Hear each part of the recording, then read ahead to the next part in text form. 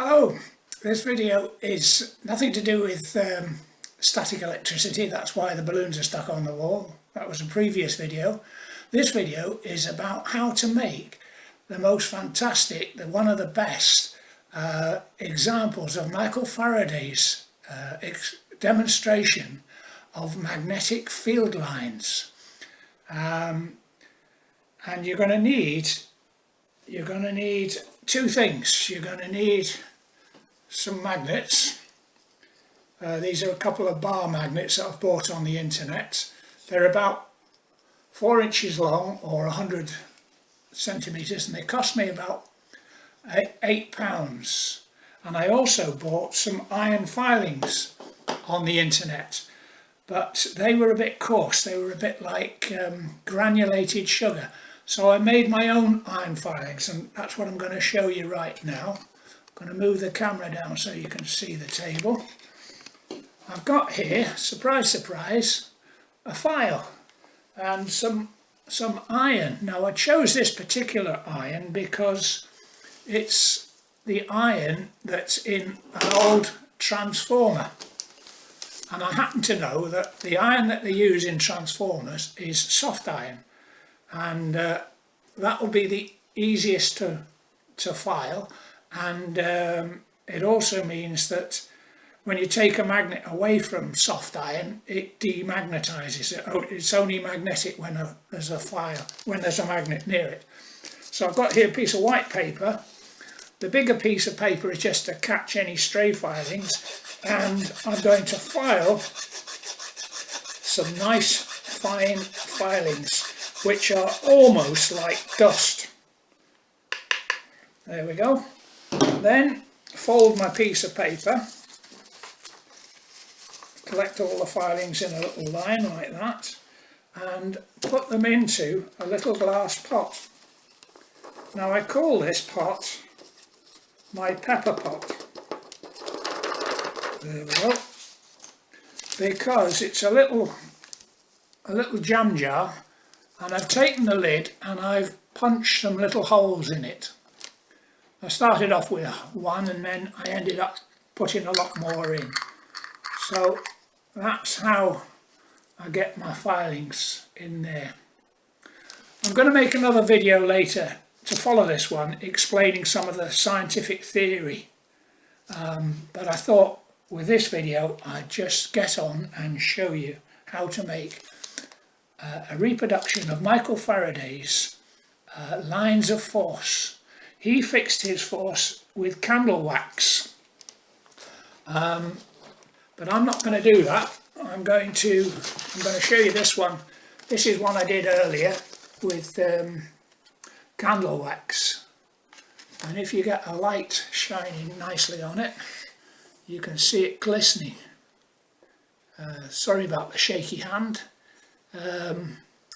But those iron filings have been melted with candle wax and fixed there.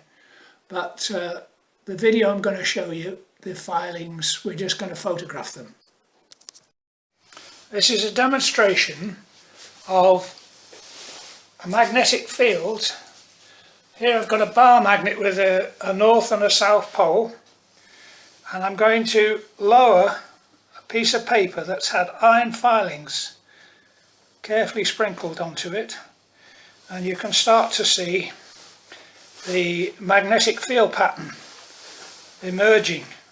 But now what I'm going to do is I'm going to start tapping the paper, and this is what really develops a beautiful picture of the magnetic field. Now I probably need to stop there because that's probably the best I'm going to get, but for the hell of it I'm going to continue and see what happens.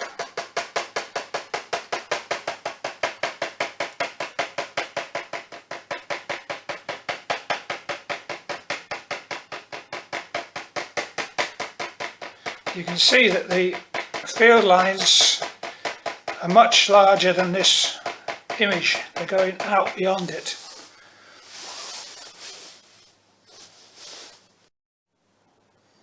This is a demonstration of the magnetic field lines that you get between two attracting poles. So we've got a north pole here and a south pole there, and both these magnets are stuck to the board with a piece of blue tack, otherwise they would jump together. But I'm now going to lower a piece of paper with iron filings which have been sprinkled onto it.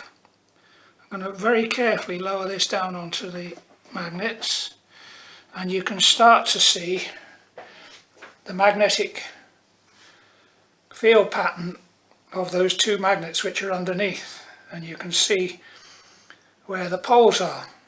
But when I start to tap the piece of paper, you can see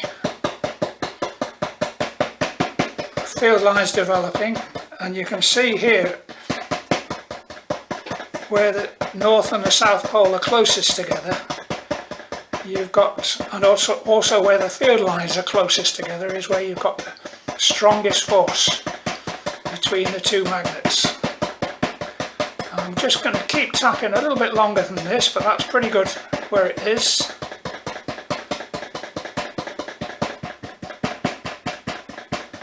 That's a moderately good pattern of the attraction, field lines of the attraction between two attracting magnets, a south pole and a north pole, attracting each other. Next one I'm going to do is two poles repelling each other.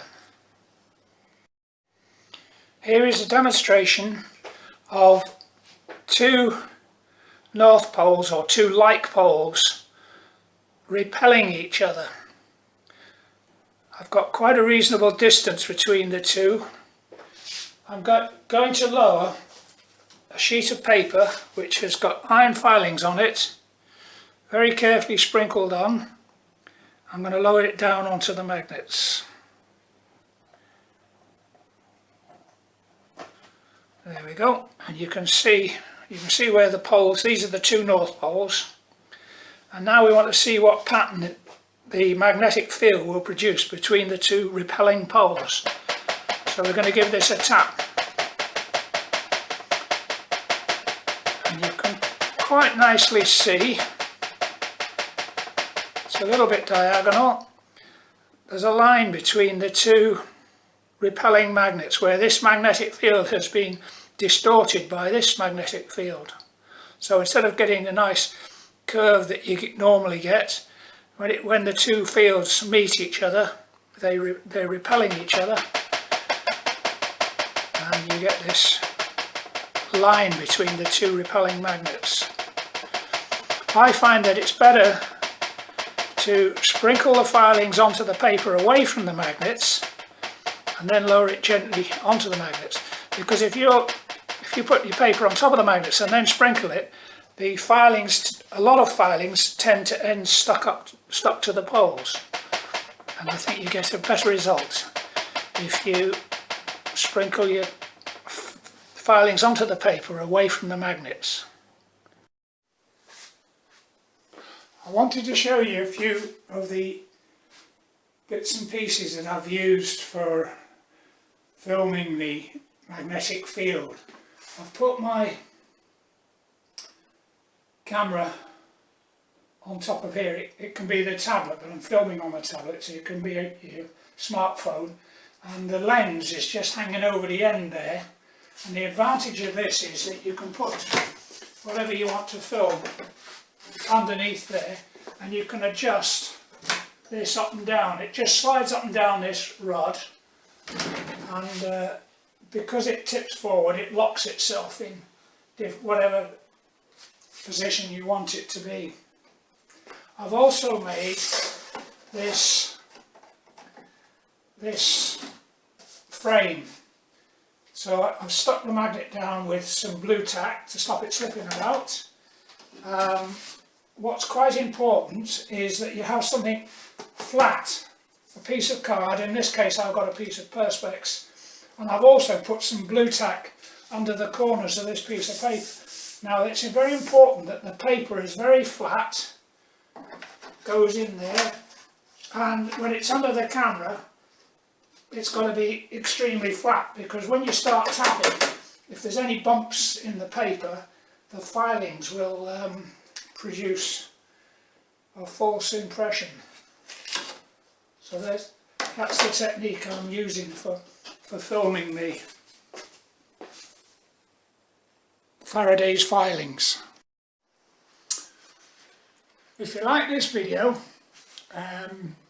please give me a thumbs up, and if you want to see some more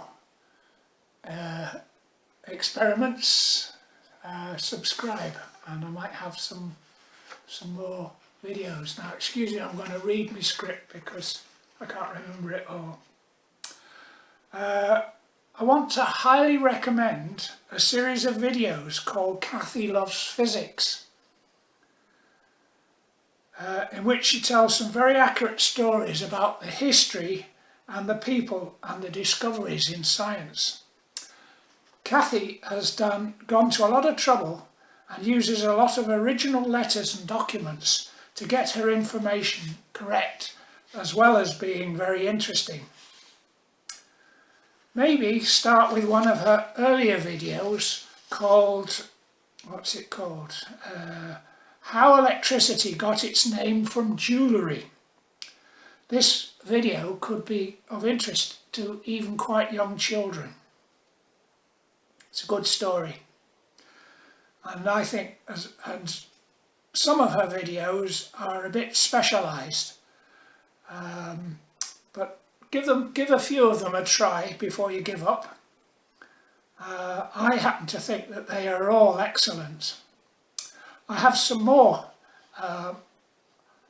home experiments involving jumping balls, bending water, ringing bells, Faraday's motor, and rolling drinks cans. I try not to show you the experiments, just show you the experiments, but I have drawn some diagrams and explanations of what science thinks going on. Goodbye for now. Maybe I'll see you again in another video, and good luck if you are going to try these magnetic experiments. I have done previously a video called Sailing Faster 2. That's not 2 somewhere, it's written like that, Sailing Faster number 2, which deals with the forces, analysing the forces that take place when you're sailing. And sailing just happens to be another of my passions. Before I go, I've got to tell you this. I've just discovered on Spotify, and they're also on YouTube, this amazing New Orleans street marching band. And I just happen to like traditional jazz, so I think look these people up, because they are fantastic. So bye again, signing off, Colin McCowan. Bye.